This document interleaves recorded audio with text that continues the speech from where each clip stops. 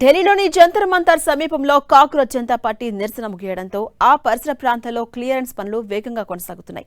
గత 49 రోజులుగా నిరసనలతో అట్టుడికిపోయిన జంతర్ మంతర్ రోడ్లను ఢిల్లీ మున్సిపల్ సిబ్బంది, పోలీసులు కలిసి శుభ్రం చేయిస్తున్నారు. రోడ్లపై ఉన్న బారికేడ్లు, టెంట్లతో పాటు నిరసనకారుల శిబిరాలను కూడా తొలగిస్తున్నారు.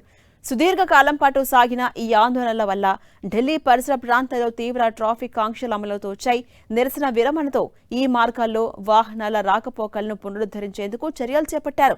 మరోవైపు ప్రభుత్వం నుంచి లిఖితపూర్వక హామీ రావడంతో నిరసన స్థలంలో ఉన్న వేలాది మంది విద్యార్థులు, యువకులు ఆ స్థలాన్ని వీడి తమ స్వస్థలాలకు తిరుగు పయనమవుతున్నారు. అంతకుముందు ఆ స్థలంలో ఉన్న చెత్తను వారంతా తొలగించారు.